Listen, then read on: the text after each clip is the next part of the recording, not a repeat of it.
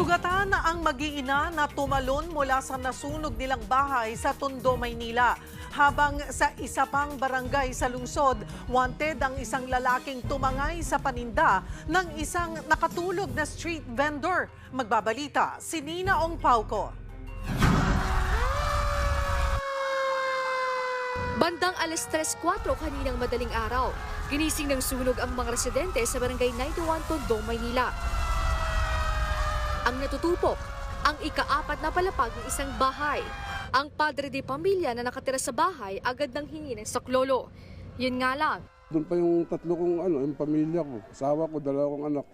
Andun sa taas, naghanap ako ng pamamaraan para hindi na ako nakabalik. Nalaman ko na lang na tumalon daw sila mula doon sa 5th floor hanggang doon sa boundary na yun ng 2 palapag yun, kumbaga. Hanggang doon po sila, bumagsak daw po sila ron. Dinala sa ospital ang mag-iina.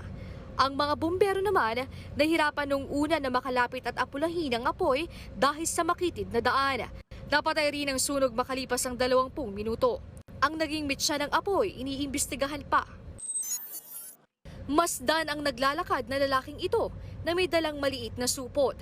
Huminto siya sa tabi ng isang street vendor at tila nagmasid. Maya-maya, umalis siyang may dala ng malaking sako.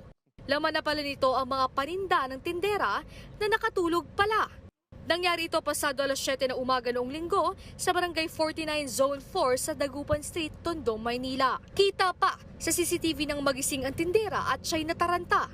Aabot daw sa mahigit 6,000 pisong halaga ng paninda ng ginang ang natangay ng kawatan. Nakatulog po ako. Sa pahinga po ako, natulog po ako ng saglit para may lakas po ako para maglako po ng Yakult. Pero nanakaw naman po yung tinda kong ipit. Doon po ako kumukuha ng pangkain ng anak kong 7. Tapos baon po nila. Hanggang ngayon, wanted ang magnanakaw na hindi raw residente sa lugar. Naka-blatter na po sa amin, pati yung pagmumukha nung tulongis na yun, loko-loko na yan, ipinost ko na, bahala na siya kung magreklamo siya. Ang sa atin lang naman, mabigyan ng katarungan yung ginawa niyang kalokohan doon sa kawawang nagtitinda. Biro mo, 7 anak itinataguyod niya, nanakawan. Nagbigay ng tulong pinansyal ang mga opisyal ng barangay sa biktima para may pamuhunan siya ulit. Para sa 1PH, Nina Ong Pauco, News 5.